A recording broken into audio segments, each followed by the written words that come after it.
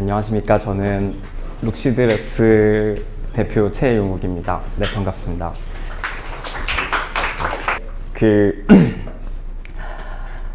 제 소개를 좀 많이 드리려고 하는데요. 저는 여기 카이스트 출신이고요. 이건 이제 제가 연구했던 동영상인데요. 보시면 2011년 2월 18일에 디스커버리 채널에 나갔던 이제 제 연구에 관련된 영상이에요. 그때 제가 미쳐 있었던 건 브레인 컴퓨터 인터페이스라고 하는 기술인데, 이제 사람들의 뇌랑 컴퓨터랑 연결해서 사람들이 생각하는 걸 컴퓨터가 이해하게 하는 이런 기술들을 이제 개발하고 연구했었습니다. 그래서 보시는 것처럼 휴머노이드 로봇이 있고, 휴머노이드 로봇, 이게 전데요. 많이 다르죠? 7년 전이었고요. 그래서 저렇게 이제 뇌파 장비를 쓰고 내가 생각하는 대로 휴머노이드 로봇을 제어하는 실험들을 이제 디자인하고 개발하고 연구를 이제 계속 진행을 했었어요. 이건 석사 때 제가 진행했던 연구인데요. 그때 제가 가지고 있었던 가장 큰 꿈은 사람들이 생각하는 걸 컴퓨터가 이해하게 하는 이런 기술들에 대해서 조금 관심이 많았고, 그런 연구들을 계속 해나가고 싶었던 순수한 이제 석사, 박사 과정 학생이었습니다. 그래서 연구는 굉장히 좀 성공적으로 잘 이루어지고 있었어요. 그래서 석사 하면서도 SCI 논문도 쓰게 됐고, 학회 논문들도 여러 쓰게 돼서 굉장히 좋은 커리어를 쌓고 있었는데, 제가 그 커리어를 쌓다가 갑자기 어느 날 창업이라는 데 눈을 뜨게 돼요. 그래서 창업을 하면 어떨까라는 고민을 하게 됩니다. 그때 이제 사실 저희 부모님의 꿈은 제가 박사 학위를 받고 연구원이 되거나 아니면 교수가 되는 게 저희 부모님의 꿈이셨는데, 이제 막 고민을 하다가 부모님께 찾아가서 한번 여쭤봤어요. 제가 박사를 그만두고 창업을 하려는데 어떻게 생각하십니까? 라고 했더니 아버님께서 그러시더라고요. 그럼 집을 나가라. 정말 많은 충격에 빠지셨고, 하지만 저는 이제 창업을 결심했습니다.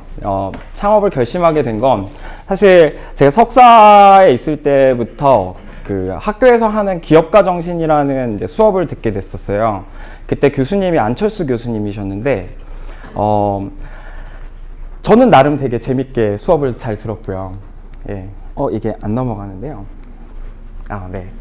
그 수업에서 이제 가장 기억에 남는 질문이, 이 강연을 이제 준비하면서 생각을 해보니까 이 질문이 생각이 나더라고요. 그때 안철수 교수님이 수업을 하시면서 창업을 하기 위해서 하기 전에 자기 스스로한테 3가지를 물어봐야 된다고 하시더라고요. 그러니까 첫 번째는 내가 이 일을 얼마나 좋아하지? 그래서 어떤 시련이 닥치든 아니면 어떤 어려움이 생기든 내가 이걸 끝까지 밀고 나갈 수 있는 스스로의 원동력이 뭐지? 라고 이제 생각을 해봐야 되는 게 첫 번째 질문이고요. 두 번째 질문은 내가 하려는 일에 자신이 있는가? 라는 질문인데요. 이건 이제 반대로 말하면 내가 다른 사람 말고 내가 이 일을 더 잘할 수 있는 이유는 무엇이? 이런 이제 좀 합리적인 이유를 찾아봐야 될 것 같아요. 그 세 번째 일은 자기가 지금 하려는 게 다른 사람들한테 도움이 되지? 라는 이런 질문인데, 세 번째는 사실 돈과 직결돼요. 이게 결국엔 사업, 서비스, 기술은 사람들이 써야 되고 사람들이 써야 돈이 만들어지는 거잖아요. 그래서 자기가 지금 만들려고 하는 거, 내가 좋아하는 이런 일들이 과연 사람들한테 어떤 식으로 도움이 될지에 대해서 생각을 해봐야 된다라는 질문이었는데, 3가지에 대해서 되게 고민을 많이 해봤어요. 지금 방금 봤던 이런 연구들이 과연 내가 진짜 좋아하는가, 내가 어떤 시련이 닥쳐도 혹은 내 인생을 말아먹더라도 이걸 끝까지 내가 할 자신이 있는가, 이런 질문도 하게 됐고요. 그 두 번째는 내가 이걸 다른 사람보다 더 잘할 수 있나? 이런 고민도 진짜 많이 해봤었어요. 그리고 세 번째도 이게 정말 지금 있는 어떤 산업이나 지금 있는 기술을 대체하거나 아니면 더 좋게 만드는 새로운 기술이 될 수 있을까? 이런 고민도 많이 해봤죠. 근데 사실 여기에 정확하게 정답을 다 제시할 수는 없다고 생각이 들어요.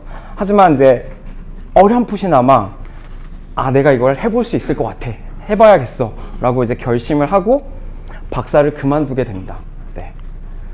그래서 2015년에 지금 룩시드랩스라는 회사를 창업을 하게 되는데요. 여기 뒤에 어슴푸르하게 나온 게 제가 그 퓨처 플레이라는 그 인큐베이터에 있으면서 이제 프로토타이핑하고 만들었던 어떤 그 제품들인데요. 그때 새로 시작하면서 너무 기분이 좋았어요. 그러니까 혼자 막 밤새가면서 만들어보고 막 이러면서 기분이 좋았는데, 새로운 시작을 할 때 두려움도 굉장히 많고요. 이제 막 설레임도 되게 많고, 이제 새로 시작하다 보니까 네, 부담도 많이 돼요. 2015년은 저한테 또 다른 뜻깊은 해였는데 제가 결혼을 했던 때입니다. 그래서 결혼과 창업을 동시에 하는 바람에 굉장히 힘들었던 한 해가 됐었는데요. 농담이었습니다. 네. 네, 다음 장으로 좀 넘겨주시면. 되게 진지하시네요. 예. 이 창업을 하면서 제가 가장 많이 고민했던 문제는 어떻게 하면 인간과 기계를 어떻게 하면 더 잘 연결할 수 있고, 기계가 어떻게 하면 인간에 대해서 더 잘 이해하게 만들 수 있을 것인가 라는 문제를 풀고 싶었어요. 그게 어떻게 보면 인터페이스라는 기술이기도 하고요. 그러니까 제가 했던 연구와 제가 했던 어떤 기술은 아이브레인 인터페이스라는 새로운 어떤 인터페이스를 만드는 건데요. 그 아이브레인 인터페이스는 간단하게 설명드리면 시선 추적이라는 기술하고, 그 다음에 브레인 인터페이스라는 그러니까 뇌파를 기반으로 한 브레인 인터페이스라는 기술을 융합한 거예요. 단순히 융합을 한 거지만 실제로는 그러니까 브레인 웨이브라는 기술이, 그러니까 뇌파라는 기술, 그리고 이제 뇌를 그러니까 뇌파라는 기술이 실제로는 장단점이 있습니다. 그리고 그 시선 추적이라는 기술도 장단점이 있는데요. 이 두 가지가 장단점이 서로 잘 융화돼서 새로운 인터페이스를 구성할 수 있다는 아이디어를 가지고 시작을 했고요. 이걸 AI와 접목시켜서 이제 기계가 사람을 좀 더 잘 이해할 수 있게 만들어보는 어떤 새로운 기술을 만들어보자라고 했던 게 이제 창업을 할 당시에 제 아이템이었습니다. 자, 다음. 이게 창업하고 1년 동안 이제 굉장히 심혈을 기울여서 만든 제품이었어요. 보시면 이게 헤드셋인데요. 이렇게 머리에 쓰면 두 채널의 전극이 전두엽에서 나오는 뇌파를 읽을 수 있고, 이 앞에 보이는 게 이제 시선 추적 카메라예요. 그래서 사람들이 어딜 쳐다보고 그때 어떤 뇌 상태였는지를 굉장히 간편하게 측정할 수 있는 헤드셋이라고 보시면 됩니다. 동영상을 같이 한번 보실까요? 처음에 집중했던 건 컨트롤 인터페이스에 가까워요. 그래서 기존의 키보드, 터치, 어떤 컨트롤 인터페이스들이 사람들이 정말 보고 생각하는 대로 움직이는 세상으로 바꿔보고 싶다라는 이제 비전을 가지고 있었고요.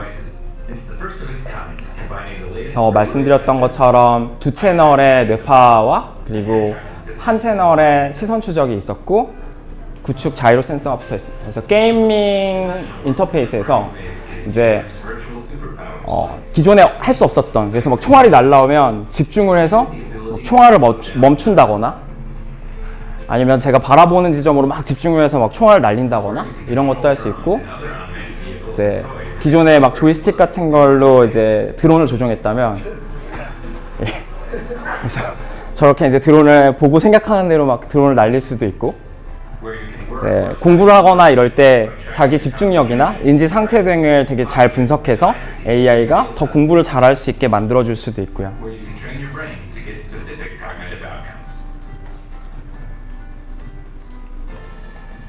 그리고 이제 손발을 움직이지 못해서 지금 기존의 인터페이스에 접근하지 못하셨던 분들에게 새로운 인터페이스를 열어드릴 수도 있고요. 네. 네, 넘겨주시면 감사하겠습니다. 네. 네, 다음 장으로 넘겨주시고요. 네.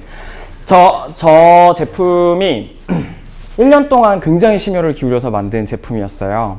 근데 이제 하드웨어를 만들다 보면 제품을 이제 디자인하고 이제 기구 설계를 하게 되는데, 그 기구 설계 이후에 굉장히 큰 코스트가 듭니다. 이제 양산화 작업을 거치면서 굉장히 큰 코스트가 드는데, 사업가라면 누구나 한 번쯤 고민하게 돼요. 이걸 정말 양산해도 되는 제품일까?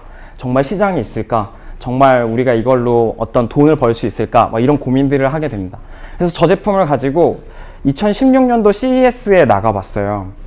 CES에 나갔는데 기사도 많이 실렸어요. 뭐 10개의 쿨한 스타트업에도 선정이 되고 뭐 굉장히 외신에서도 많이 알아주고 그걸 통해서 어떤 B2B 기회들도 많이 열렸는데요. 그때 제가 고민했던 거는 이거는 조금 더 산업을 좁혀서 더 잘 우리가 디자인을 한다면 조금 더 큰 시장을 우리가 노려볼 수 있겠다라고 이제 생각을 하게 됩니다. 그래서 저희가 지난 1년 반 동안 굉장히 심혈을 기울여서 다시 제품을 만들게 되는데요. 이게 바로 VR입니다. 그래서 왜 저희가 VR을 선택했냐면 VR은 지금 있는 기존의 어떤 컴퓨팅 디바이스들 중에 가장 사람들의 눈과 어떤 뇌에 가장 가까운 디지털 플랫폼이에요. 그래서 그걸 그 사실이 의미하는 건 저희가 뇌파 신호를 재거나 아니면 시선을 잴 때, 시선의 어떤 움직임들을 잴 때 가장 내추럴하게 저희가 잴 수 있다는 거고, 그렇게 되면 기존의 VR 디바이스에 굉장히 편하게 저희가 인베딩 가능한 어떤 구조를 만들 수 있다면 사람들의 시선이나 뇌파 정보를 디지털 플랫폼에 굉장히 잘 연결할 수 있겠구나라는 이제 생각을 하게 됐고요. 그게 지금 이 제품입니다. 그래서 왼쪽에 보이시는 하얀 제품은 룩시드 VR이라고 해서 저희가 모바일 VR이고요. 오른쪽에 보시는 제품은 바이브 이 VR인데요. 바이브 VR의 액세서리 킷 형태로 지금 붙어 있는 것입니다. 네, 다음 장을 넘겨주시면요. 네, 이 제품에 대해서 좀 소개를 더 자세히 드리면요. 6개의 뇌파 센서가 있습니다. 그래서 폼 쿠션 부분에 이제 되게 자연스럽게 이제 VR을 쓰게 되면 사용자의 포헤드, 그러니까 이마 부분에서 전두엽에서 나오는 뇌파 신호를 굉장히 편안하게 잴 수가 있고요. 그리고 2개의 아이 트래커가 이제 VR 렌즈 밑에 장착되게 돼 있는데요. 현재 지금 이 2가지 센서, 그러니까 뇌파 센서랑 시선 추적 카메라에 있어서는 저희가 하드웨어랑 알고리즘 부분에서 지금 타사 대비 좋은 성능들을 보여주고 있습니다. 그래서 뇌파 같은 경우는 저희가 메디컬 디바이스 수준에서 신호를 측정할 수 있고, 시선 추적도 지금 컨벤셔널한 아이 트래킹 디바이스만큼 이제 정확도가 나오고 있습니다. 네, 다음으로 넘겨주시면요. 그래서 이걸 이제 딱 쓰게 되면 VR 공간 안에서 이 사람이 뭐 호텔 방도 체험을 할 수가 있고, 뭐 게임도 할 수 있고, 다양한 콘텐츠를 즐기게 되는데요. 그때 뇌파도 같이 측정을 하지만 저 동공의 크기와 움직임 뭐 이런 것들을 다 측정해서 이 사용자가 주로 어딜 봤었고 그때 뇌 상태가 어땠는지를 이제 정확하게 정보로 이제 정보를 계속 저장하고 분석할 수 있게 됩니다. 네, 그래서 지금은 이제 호텔 방을 체험하고 있는 건데요. 이런 디바이스의 주요 목적은 저희는 지금 그 감정 분석에 초점을 두고 있습니다. 그래서 VR을 사용하고 있는 사용자의 감정을 측정하고 그걸 분석해서 사용자들이 컨텐츠에서 어떤 느낌을 받았고 그 어떤 컨텐츠를 좋아하고 그리고 그 사용자가 뭐 앞으로 어떤 컨텐츠를 좋아하게 될지 이런 것들을 분석할 수도 있고요. 혹은 광고가 얼마나 잘 만들어져 있는지, 혹은 자동차의 프로토타입이 이제 VR로 봤을 때 얼마나 잘 만들어져 있는지, 어떤 부분이 사용자들한테 가장 매력적인지 이런 것들을 굉장히 디테일하게 분석할 수 있는 분석 솔루션을 만들고 있고요. 거기에 가장 큰 핵심을 차지하고 있는 알고리즘은 이모션 레코그니션 알고리즘입니다. 그래서 실제로 사용자한테 광고를 이제 보여주게 되면요. 이게 클리커가 잘 안 되는데요.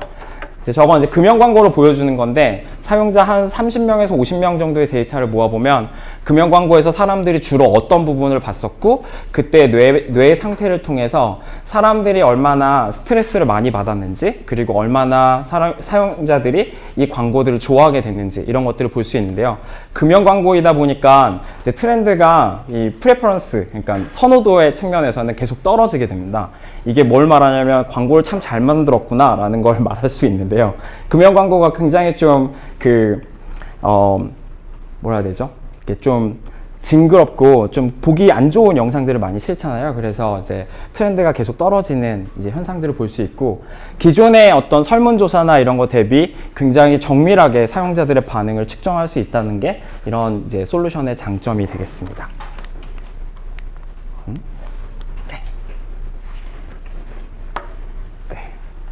굉장히 천천히 뭔가 움직이고 있는데요. 예, 그래서 지금은 이제 감정 상태를 두 가지 정도로 측정할 수가 있고요. 스트레스와 프레퍼런스 이 두 가지를 측정할 수가 있고요. 지금 현재 정확도는 80%에서 85% 정도 나오고 있는데 굉장히 높은 수치라고 보시면 됩니다. 네. 다음 장으로 넘겨주시면 네. 네. 그래서 아까 말씀드린 것처럼 실제로 VR 컨텐츠를 만드는 이제 게임을 만드는 사람들 같은 경우도 이 게임에서 어떤 부분에서 사람들이 스트레스를 많이 받지, 어떤 부분에서 이탈하지, 어떤 부분에서 광고를 실어야 되지 이런 정보들을 알고 싶어 하는데요. 그런 정보들을 제공해주는 애널리틱스 솔루션이라고 보시면 좋을 것 같습니다. 네, 넘겨주시면요. 그래서 지금 저희는 이제 양쪽으로 익스펜전을 지금 하고 있는 단계인데요. 하나는 하드웨어 측면에서 지금 저희가 가지고 있었던 모바일 VR을 이제 바이브라든지 기존의 이제 HMD에 임베딩하거나 액세서리 모델로 계속 판매를 유도하고 있는 게 이제 그 하드웨어 부분에서 저희가 계속 그 확장하고 있는 개념이고요. 그리고 그 어플리케이션 개념에서는 저희가 게임이나 에듀케이션, 커머스 이런 측면에서 계속 이제 파트너십을 열고 계속해서 사업을 확장해 나가고 있는 단계입니다.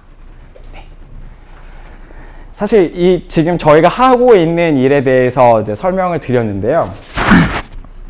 이걸 이제 처음에 저희가 시작하고 나서 딱 1년 동안 개발 기간을 굉장히 집중해서 개발을 했어요. 그리고 1년 정도 있다가 저희가 처음으로 공개한 행사가 테크크런치 배틀필드라는 행사였어요. 혹시 실리콘밸리라는 미드 보신 분 계신가요? 실리콘밸리 미드 보신 분 계세요? 아, 잘 안 보시는군요. 제가 2015년에 이 창업을 시작하면서 실리콘밸리 미드의 시즌 1을 봤었어요. 시즌 1에 보면 테크크런치 배틀필드라는 행사가 나와요. 이게 전 세계에서 가장 큰 그 스타트업 행사인데요. 이제 나와서 피칭을 하고 뭐 실리콘밸리에 정말 내노라 하는 VC들이 이제 피칭을 평가해주고 이제 같이 조언해주는 이런 자리인데요. 굉장히 큰 행사입니다. 그래서 전 세계에 한 2-3천 개의 스타트업들이 지원을 하고 그 중에 한 20개에서 30개 정도의 스타트업만 이제 본선에 진출을 하게 되고요. 본선에서 이제 결선까지 올라가게 되는데요. 저희가 그 20개 중에 하나에 뽑혔어요. 그래서 이 샌프란시스코에서 열리는 테크크런치 배틀필드라는 본 행사에 저희가 가서 피칭을 할 수 있는 기회를 얻은 거죠. 와, 그때 저는 정말 정말 맨 처음에 됐을 때 너무 기분이 좋았었어요. 근데 되자마자 딱 느꼈던 느낌이 이걸 어떻게 하지? 라는 느낌이었거든요. 왜냐면 한글도 제가 말을 잘 못하는데 영어로 이걸 발표를 해야 된다고 생각하니까 너무 떨리고 너무 긴장이 많이 됐었어요. 그래서 한 달 동안, 근데 테크크런치라는 행사가 한 달 동안 피칭을 정말 하드 트레이닝을 시켜줘요. 실제로 그 실리콘밸리, 샌프란시스코에 가서 테크크런치 본사에서 계속 트레이닝을 받는데요. 심지어는 이제 볼펜을 물려놓고 그냥 뭐 로봇을 계속 발음하게 만들어요. 그래서 R 발음을 이제 막 저한테 가르쳐주고 한 달 동안 굉장히 하드 트레이닝을 받으면서 그 안에, 그러니까 실리콘밸리 안에 있는 유명한 VC들도 많이 소개를 해줍니다. 그래서 뭐 세쿼이어라든지 이제 되게 유명한 VC들도 많이 소개를 해주고 저희 회사를 알릴 수 있는 가장 좋은 기회를 이제 제공해주게 됐고요. 여기 한 번만 클릭해 주시면 인터넷이 되나요? 아, 네. 여기 한번 클릭해 주시면요.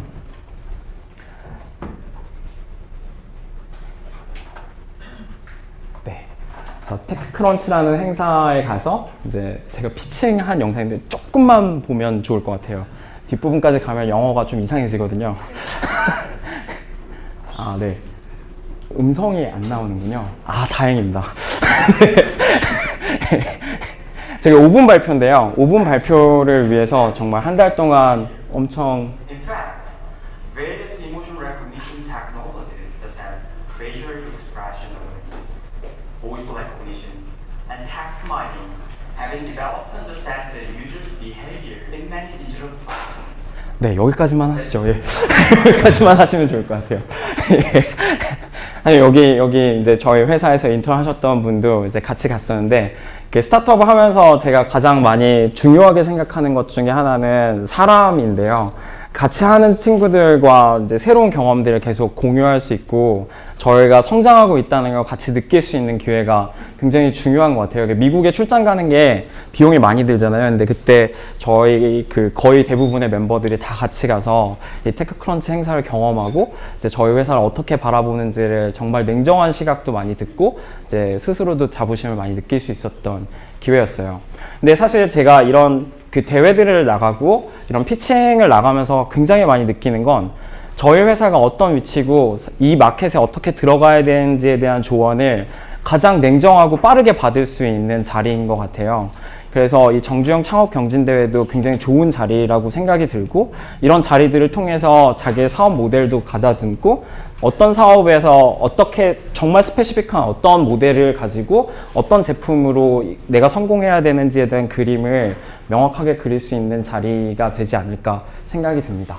그래서 테크크런치 배틀필드가 정확하게 9월 정도에 했었습니다. 그래서 작년 9월 정도에 배틀필드를 했었고요. 그리고 올해 CES가 1월에 열렸는데요. 저희가 CES에서 베스트 이노베이션 어워드를 받았어요. 근데 이 베스트 이노베이션 어워드라는 상이 작년에는 구글이 받았고 재작년에는 삼성이 받았어요.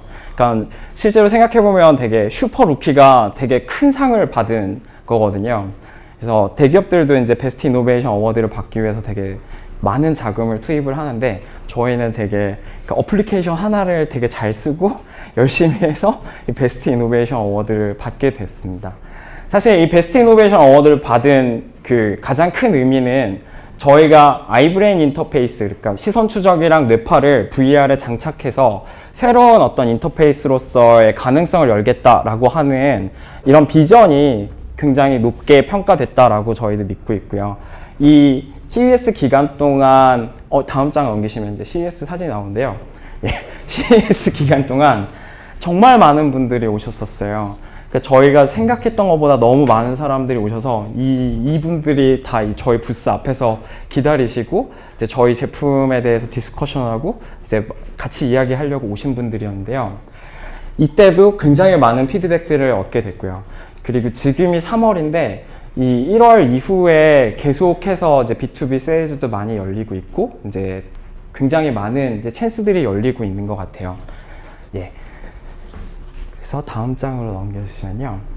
그래서 사실 이제 거의 시간이 다 돼가네요. 네. 그래서 사실 저희가 회사를 어떻게 지금까지 해왔고 그리고 제가 어떻게 해서 창업을 하게 됐는지에 대해서 설명을 드렸는데요. 제가 간단하게 여러분한테 뭔가 창업을 위해 조언을 이제 해드리면 저희가 이 테크크런치나 어떤 지금 CES 이런 것들을 나가서 계속 트라이를 하는 건 시장을 계속해서 찾아가는 과정이라고 저희는 생각하고 있어요. 그래서 정말 치열하게 시장과 고객에 대해서 생각을 해봐야 되고 누군가 저희 제품에 대해서 안 좋은 소리를 하게 되면 그러니까 그걸 그냥 안 좋다라고만 느끼지 마시고 정말 그걸 그 사람 입장에서 왜 안 좋다고 얘기를 했는지도 많이 생각을 해봐야 되고 저희 제품이 더 나아지기 위한 방법들을 긍정적으로 굉장히 많이 생각을 해보는 게 중요한 것 같다라는 걸 알게 됐고요. 그렇게 꼭 하시는 게 되게 좋을 것 같다라는 생각을 하게 됐습니다. 그리고 두 번째는 이 자신의 제품이나 서비스에 대한 차별점을 명확하게 설명할 줄 알아야 되는데요. 그러니까 저희는 되게 생각보다는 그 부분에서 되게 쉬웠어요. 왜냐면 시선이랑 뇌파를 인베딩한 VR이라는 건 지금까지는 없었고 뭔가 사람들한테 새롭게 접근할 수 있는 방법이었는데 그러니까 저희가 IT 그리고 뭐 첨단의 기술들을 이제 계속 가지고 사업을 하게 될 때 가장 중요한 건 이게 왜 새로운데 그리고 그 새로운 게 이 사람들한테 어떻게 도움이 되는데 라는 거에 대한 명확한 답을 가지고 있어야 되거든요. 그래서 두 번째 이 자신의 제품이나 서비스가 다른 제품 대비 어떤 차이점을 가지고 있고 그게 왜 장점이 되는지에 대해서 명확하게 설명할 수 있어야 되게 좋은 사업을 이어갈 수 있지 않을까라고 생각이 듭니다. 그리고 전략적으로 굉장히 단계적인 모멘텀을 만들어 가야 된다라는 부분인데요.